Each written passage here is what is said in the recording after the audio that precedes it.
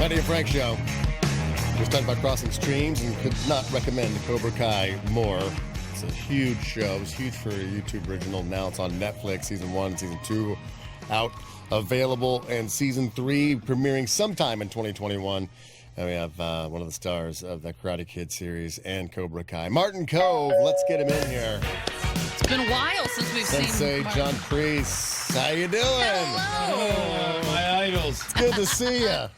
How you guys doing? It's been a long time. Is it just nice to be out of the house? It is nice. I try to get out a lot, and I've gone out to Northern California, gone horseback running a couple Oh, times. that's heavenly. And, I need to see trees. I need to see water. Yeah. Are they making horses wear masks up there too? Yeah, the horses wear masks. Very long mask. Big canvas things. Usually filled with oats. Yeah, it's filled with oats, bag. and they have Cobra Kai horses. So, we manufacture our own horses. Congratulations on the success of the series Cobra Kai. Now, I've been watching Season 1, and I think I'm up to the episode where you make your first appearance in the season finale. So I don't know how you do it, because I haven't seen the episode yet, but I understand you have an enormous role in Season 2 that's already out as well. As far as you being a part of that show, did you know that they were doing this? Did they know that it was going to be such a success? They said that, like when they were writing it, like you knew that you would show up in Season 1 at the end? At the end. Well, I met with them. We all met at dinner, and they said, we'd like to have you in at the end of Season 1. And I said, well, why can't I come in on an episode like 5 or 6? Yeah. Come on. And they said, no, you're going to set up Season 2. So I said, yeah, and they were so interesting. The writers were really smart and, very perceptive. And I bought the amount of knowledge they had of us from the movies was wonderful. Like ultimate fans. Ultimate They fans. knew. They remember things you were like, I don't even remember that. I don't know. Yeah, they knew everything about the characters, everything. Robert Kamen, who I think is the star of this whole project because he wrote, Karate Kid. I mean, his sweep the leg, no mercy, wax on, wax off. They go on like Play It Again, Sam, and The Force Be With You. Of and course. Frankly, Scarlet, I don't give it. Right. Yeah. I mean, it goes on forever. But in essence, they knew so much, and you trusted them. So I said, well, okay. And then, and then it did exactly that. It set up Season 2, and the entrance was, the real story's only just begun. Right. And is it your voice in the trailer for Season 3 talking about how Mr. Miyagi might be a dick as well? Very good. You've been that's very good. Good ears. Mr. Miyagi could not have been a dick. He was just the most lovable. Well, that's what's so great about the show, and I got sucked in because, like I said, Karate Kid, 1984, put you in that, role of, okay, this is how the story pans out, and the good guy I'm a wins. Daniel LaRusso fan. And now that I'm yeah. watching, Cobra Kai and following the story of Johnny Lawrence later in life and his perspective of what was going on back then and how he was treated poorly and how he was being bullied by Daniel-san, I was like, What? You know what? He's got a point. And so it's just fantastic. Like you said, fantastically written, a wonderful show. I like the fact that it's like, it follows the kids too. It's got great humor. It's got genuine, like when Daniel-san's a car dealer, okay? So then when he gets his billboard vandalized and the giant penis on his face, they just call it what it is on the show. He's like, there's a on my face. And it's funny, it's real, it's shot so well. I'm so excited for Season 3. It's one of those shows that it rarely exists anymore. One show, when we all grew up, the Ed Sullivan Show was like that. Yeah. Everybody gathered around the TV and there was something for them individually. So now, Cobra Kai is like that. Everybody could gather around, the 12-year-old, the 20-year-old, the 40-year-old, the 50-year-old. Everyone can actually get something from the show. So it's like a family show, oddly enough. Right. Generationally, it's just everybody is going to relate to somebody else. Exactly. And I think that has a lot to do with its success right now.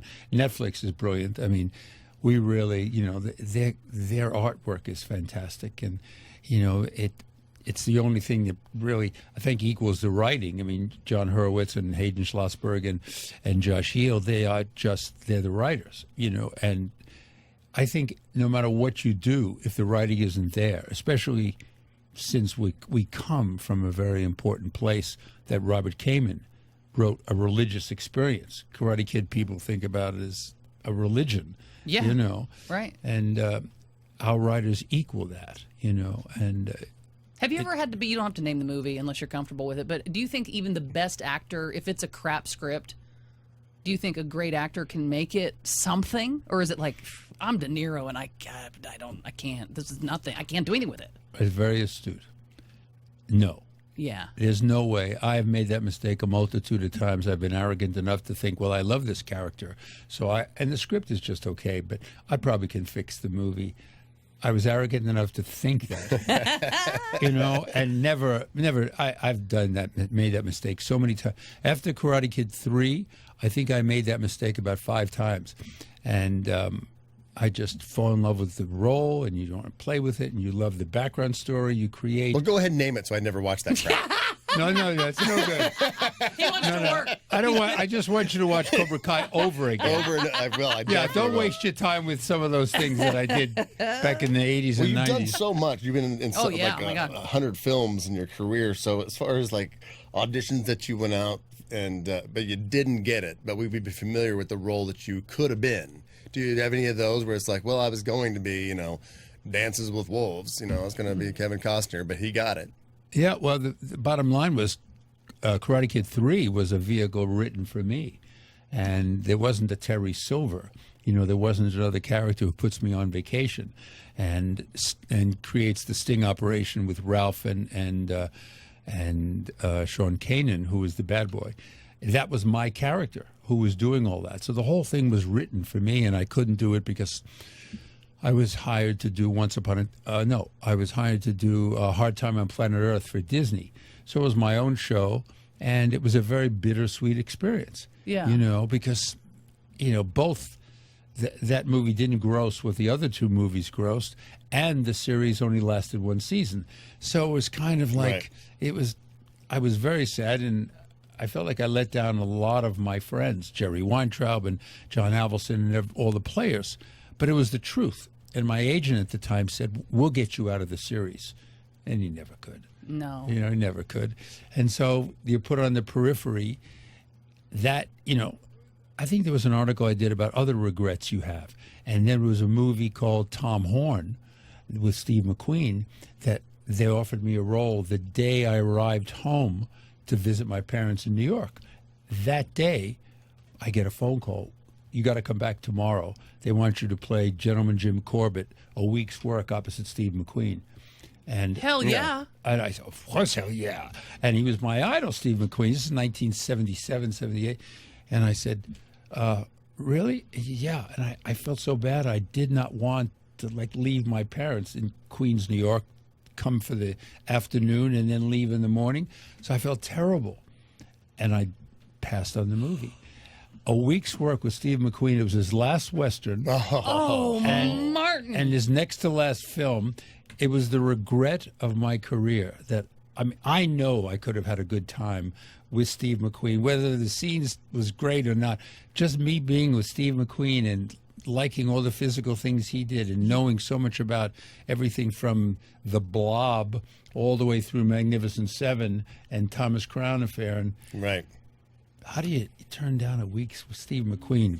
Oh, it's called ignorance. And you never let your parents forget it. You're like, Mom! Every Thanksgiving, Martin brings it up. Pass the peas. By the way, I missed the McQueen movie. Yeah, would have met Steve McQueen, but no big deal. But Mom. I'm here. Pass the peas. Mm-hmm. Right. Oh, my Martin goodness. Kove with us, plays Sensei Kreese in the Karate Kid series, and now it's Cobra Kai with much success. You mentioned the regrets that you've had, and in the show Cobra Kai, it's revealed that you were the father figure for Johnny, and obviously Mr. Miyagi was the father figure for Daniel-san, who didn't have dads in their lives that much. Or he had a stepdad. Who knew Ed Asner was such an asshole? But as far as friend of the show, by the way. Yeah, in your who were your heroes when you were growing up? Like I said, Steve McQueen was one of them. Is there anybody else that stands out for you? Oh yeah, there was some. I had a list of I loved Peter O'Toole, I loved Marlon Brando, and Sean Connery. I was the stand-in for Sean Connery in a movie called The Anderson Tapes, one of the first jobs I ever had back in New York. And I learned I had. And what does a stand-in do? I'm so not involved in the showbiz world that I can't even get a job as a stand-in, Martin Cove. You could stand in for me. I probably just could. put the claws on. You know? I think it's where they set the lights or something. Oh, okay. So it's like he's in his trailer. You're going to stand here to sort of get the lineup for the camera. Okay, got it. And it's a glorified extra. Sure. And you're actually standing there, and you're the same size he is, and they can line up the shot, and then he just comes in. But the greatest thing about working with Sean Connery was that I learned how, oddly enough, watching him listen to other actors. I mean, they had some really fine people, and they had Diane Cannon, Martin Balsam, a lot of really good people, and it was a heist movie. And watching him listen in these scenes was just, Chris Walken was in there. Jeez. It was brilliant, and I just enjoyed it so much. It's like a free acting class. It was great. Years later, I bumped into him playing tennis, and I said, "Do you remember me? I was your stand-in." 10 years later, I was doing Cagney and Lacey. Oh, yeah. And he says, "No." and I said, "Well, I said that's okay." No. And then he's on the other side, and I'll never forget it. He's playing tennis, and he's missing the ball. He had a bad back. He's missing the ball, and he's screaming and cursing and all that. I can't say the curse words here. Yeah. But he was screaming and cursing, and I got such a kick out of it, saying, James Bond is on the other side of the field, and he screams curses just like I do. Yeah, you know? we're the same. We're the same people, you know. You still play tennis? Yeah, sure. Not as much as I was, in the past. Guess you go through shoulder replacements, knee replacements. Right. You do your own fight scenes, and then all of a sudden, your singles games goes away, and you play doubles. But not as much as I like. I like to be able to play a little bit more. What would you have been doing if you weren't a successful actor? Well, what was the plan from Queens, New York? That was from the fourth grade on. That was the plan, and it wasn't. I don't even think of it as successful. I just wanted to be an established actor. I wanted to do the good work. Just be able to work. Just to do the good work, and as you mentioned so many times, you choose something and you think it's going to really be the thing. And unfortunately, you don't get distribution. There's no publicity. It goes to DVD directly. You don't get the action you expect. But you put in your heart and soul no matter what the role's like. So you can still be proud of it. Yeah, you're still proud of the work. But, I remember Al Waxman directed me, who was Lieutenant Samuels in Cagney and Lacey. And we had a relationship for 6 years. You were Detective as Becky. Very good. Yeah. Very good. I love that. Believe me, I loved that show. And it was ahead of its time, and he was a terrific director. And he directed me in a movie called White Light about a policeman who dies in the first 10 minutes of the movie, and he has a vision of a beautiful woman loving him, and he spends the rest of the movie trying to find out, was it a vision or a reality? And I thought that was going to be a great film. And then it came out the same time Ghost did. Oh, wow. Yeah. Oh, Martin. Yeah. Oh, no. So, you have the right direction. You have, you have the distribution. But you had no clay wheel, and that's really what took that movie out. Yeah. You got to have the clay. And he didn't have a problem saying I love you. And, Now, did you have any martial arts background before you got into Karate Kid series and before anything? Did you have a martial arts background at all? Right before, about 3 months before the audition for Karate Kid, there was a movie called The Lion of Ireland. It was a book written by Morgan Llewellyn, and it was the story of Brian Boru, the first king of Ireland, who unified the Irish tribes against the Vikings. And we were all working in a dojo with Shion Takabota, and basically working with plywood axes and katanas, swords. And it was kendo. It was an education of kendo, but we had to learn basics of karate first. And so my character was terrific with the axe. So we had plywood axes and lots of moves and lots of fundamentals. And that was the introduction to karate for me. And then it was never a prerequisite for all of us to know karate for the characters, but we had great training by Pat Johnson, who ran with Chuck Norris in the tournament scene in the 60s and 70s. Wow. So this cat was out there, and he trained Miyagi and Ralph separately, my Cobra Kai separately, and me separately, and created the mystique. So the kiaites, this where I keep my hands in the vest, where all the little things I took from him. The little pieces of business. The little pieces of business came from Pat Johnson, who's still around, who's, a wonderful guy. And, but he was the real thing. He was really the real thing. Martin Kove with us from Karate Kid series, Cobra Kai on Netflix. Season 1, Season 2 is currently streaming, and Season 3 is sometime in 2021 it's going to be put out. But if you could instantly gain any skill, what would it be? Any skill. Yeah. Just boom. We can download it, and now you have it. That's a good one. Just give me a second here. Because he's so skillful. I would love to be really a cutting horse cowboy with enormous amount of knowledge about a horse. Like Bo Branham. Yeah. I mean, I'd like to know so much about the horse. Yeah. And because I find whenever I ride, I'm at one with the earth riding. It's just something so special about being on a horse. And almost meditative for you. yeah, you don't have to go fast anymore. I go to the Hole in the Wall every year where Butch Cassidy and the Sundance Kid used to hide out. It's in Casey, Wyoming. What do you do there? We just ride there with 40 men, and we camp out for 5 days, and we just celebrate the heritage of the West. God, that sounds amazing. It's really a gas. And been doing it since '83. And, Is everybody's on their cell phone still, or, it's like no towers out there? there's nothing else. You can't take anything. You have to leave it all behind. And do you have like 6 shooters on your pocket? Well, your hips? We used to, but we have 3 Gs. There's no gambling, no guns, and no girls because, everybody. Sounds like hell. Tequila heaven. It's tequila heaven. Yeah. Oh, nice. Yeah. So the last thing you need is 40 cowboys on tequila, fighting over 3 women. Is that your drink of choice, tequila? I don't drink. I don't drink. But yeah, I used to years ago. I remember when tequila became popular, and Chinaco tequila was the tequila then. It was a sipping tequila. Mm-hmm. So Frank doesn't understand what you're talking about. Sipping? What is that? He's not going to follow you on the story at all. I'm just going to tell you ahead of time. I can tell all those bottles on the floor. I got all these bottles.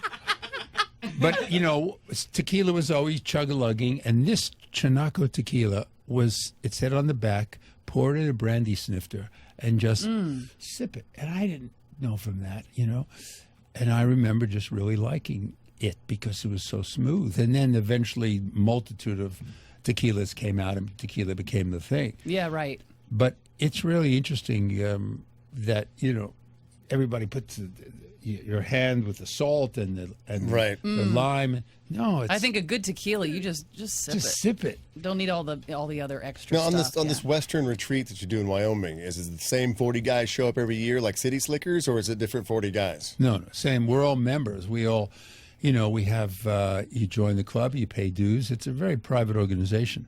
And it originally started by when Redford in 1976 did the Outlaw Trail, sponsored by National Geographic. And he rode from KC all the way down to Robber's Roost, a few other outlaw hangouts. And the next year, in the Denver Press Club, one of the fellows and the press club created this gang. So it's all ranchers and some attorneys, and I brought the LA guys in. I was the first one. I think it was True West magazine and the Outlaw and Lawman Historical Society had a little rendezvous, and I was doing some press for CBS for Cagney and Lacey, and I was invited to come there, and they just knew how much I love Westerns and how much I wanted to rejuvenate the genre. So they said, "Why don't you come on the ride with us?" The cameraman said this, and I said, "Okay." And then you fell in love. I fell in love. I mean, it's all, the red brick. It looks like Monument Valley. It's just gorgeous. And do you bring your own horse? No, you can rent a horse or you can bring your horse. But you have horses, I'm assuming. No, I did. I don't have them anymore. Oh, okay. But it's a lot easier because you have to fly to Casper and then take a car. It's a lot easier to rent the horse and make sure you get a good horse. But to go back to your original horse on a plane, in the carry-on case. But is adorable. So I couldn't get him in my bag. I always packed so much clothing and a lot of frock coats and everything. I couldn't get my horse in the bag. My therapy horse. You know, Oh, back to the question of what's your special skill. What did you answer? The horse. Oh, yes, be a cutting horse, because cutting horses are just so. It's incredible. You can just breathe left or breathe a little bit to the right, and this horse knows exactly what you want, and it's an art form. And I just ultimately I'd like to have a couple of acres, and I was born on the day the Alamo fell. So I have an affinity to Texas. So eventually, I wouldn't mind having a little place, Martin Cove, I think you can have a place in Texas. I think it'd be nice. I think you've gone to work enough days that you can have a place in Texas. I'm pretty sure. Thank you. But he's liking hanging out in Los Angeles with his family, and you have a grandchild. Yeah. We just did a 3-year birthday party for little Jackson. Oh. And he's heaven. I think I remember seeing pictures. Obviously, he was a little bit younger when you were in last time, and you were just beaming. I'm guessing pony rides. Did you have a horse there? I didn't have a horse there. I couldn't get him in the bag. Once again, a damn bag. It's a bag. I take my bag wherever I go. But it was in my house in the back area, and we had piñata. We had some water guns and water balloons, and all these wonderful things.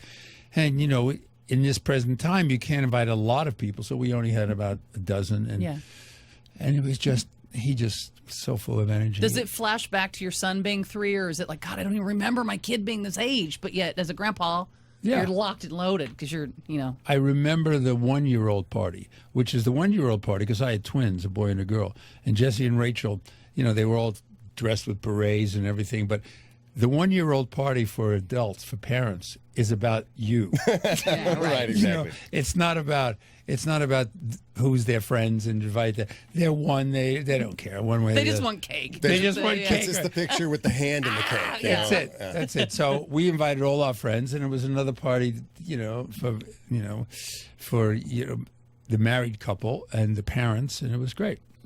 You recently did a show with your son. Was it Max Reloaded, the Nether Blasters? Yes. Oh, our friend Greg Grunberg. Greg Grunberg and his son were also in that.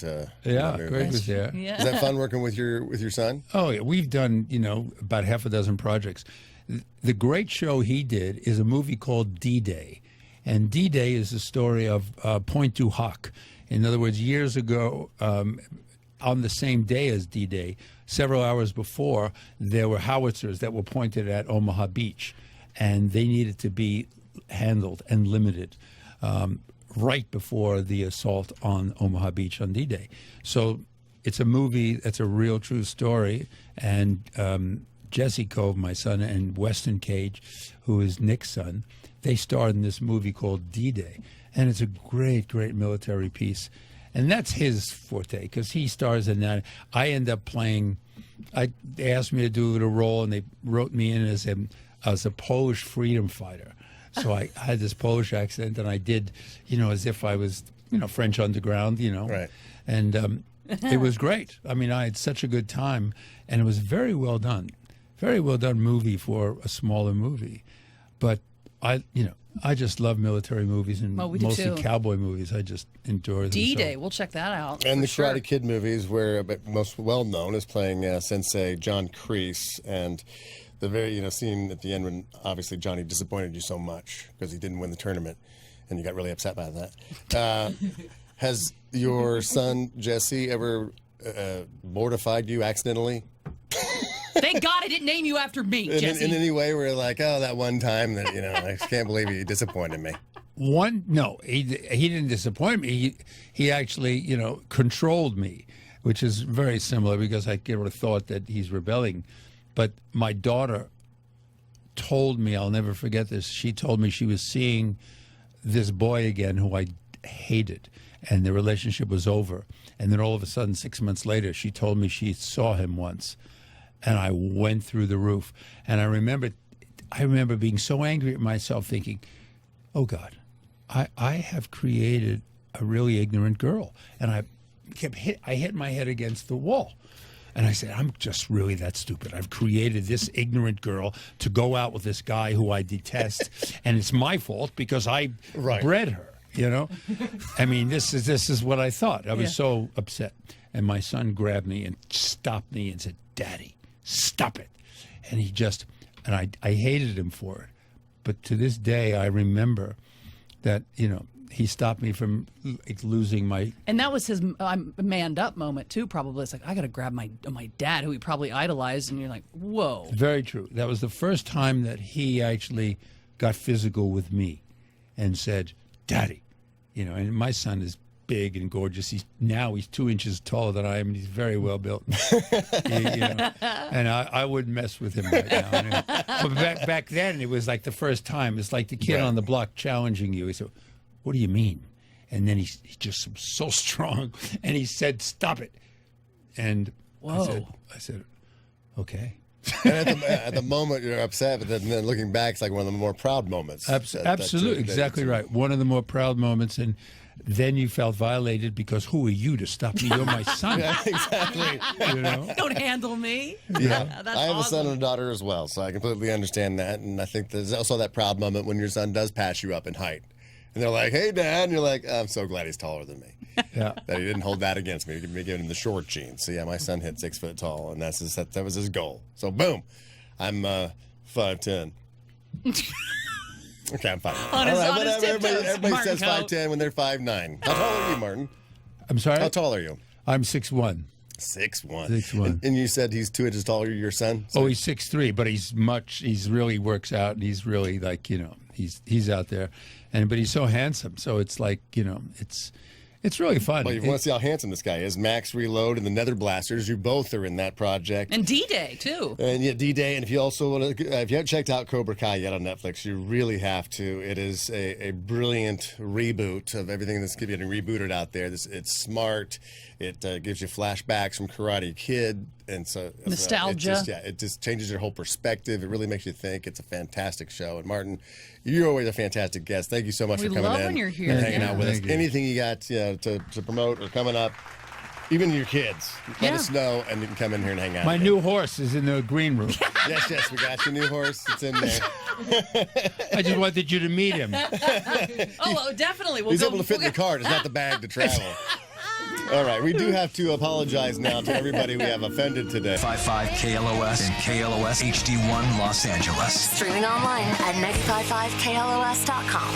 This is Southern California's rock station. 95.5 KLOS.